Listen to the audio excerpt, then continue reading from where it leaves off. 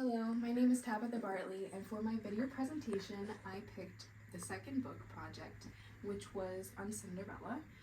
So for this assignment, we had to create a Venn diagram comparing Disney's version of Cinderella to another new version of Cinderella from a different culture. So I picked the Egyptian Cinderella, which was reprinted in '91. Now within these categories we have 4 different subcategories. So the first one, physical traits, based on the Disney version. Cinderella was a white woman with blonde hair and blue eyes. She has a thin body frame and she's often described by society as beautiful. So some facts we learned about her.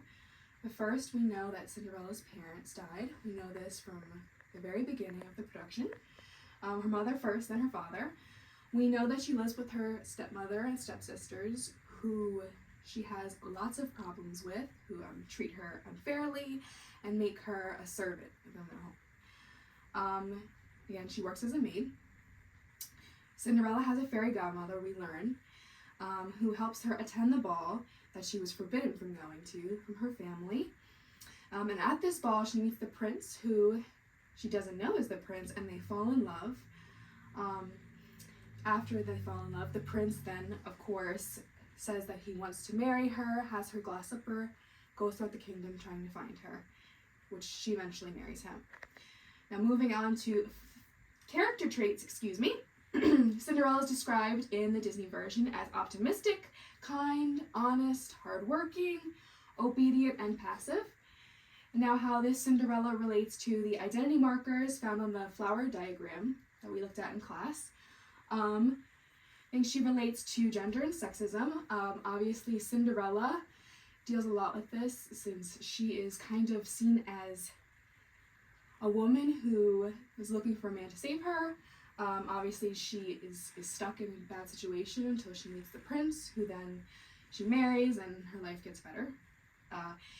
And then she also relates to class. Cinderella is, seeing she doesn't have anything because while her family may be wealthy, her stepmother doesn't treat her as family.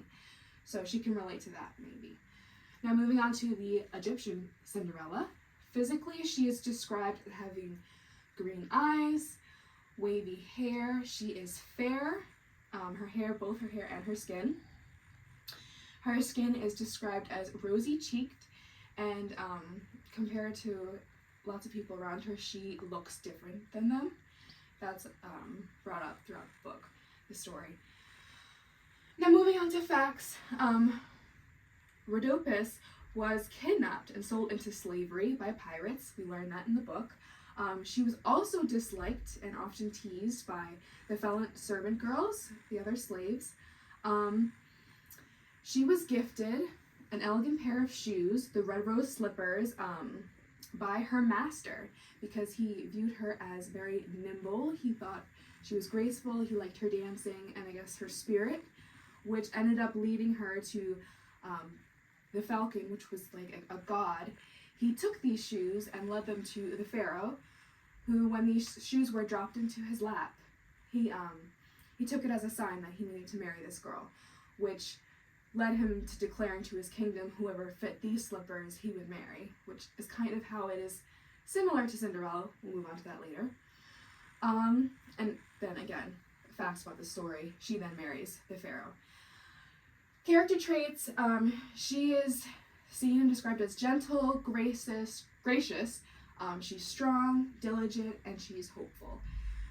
And now the identity markers she could relate to is also sexism. She was a victim of horrible circumstances from the beginning of the book throughout. She was tormented and obviously kidnapped and stolen into slavery. Class, again, she is a slave, so she doesn't have money. She's a servant and she works. And she's just, that's what happens to her until she ends up marrying into royalty. And then I put another category of class. Again, she is teased and judged. They mention it throughout the book, not just because of being a woman or also being a slave. She's from a different area than everyone else in the book, and they bring that up. a lot. So then the last thing I wanted to mention, the question we were asked is, who is the better role model? And basing off the article we read, the strong female characters, and just how these women were represented throughout the book, I picked Rhodopis from the Egyptian Cinderella as being the better role model. She is depicted and shown for her strength, and she is kind of depicted as a less helpless character, even though she was a slave and sold into that.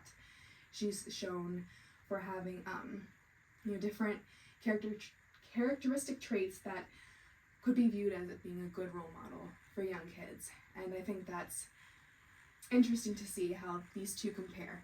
Now, back to their similarities. Almost forgot about this. Sorry. Physical traits. They both were considered beautiful. Facts. They both have very similar stories. Came from somewhere disadvantaged, abused, taken advantage by others, and then they ended up marrying a prince. The character traits, they were similar in the way they were considered both passive, kind, and that's my presentation.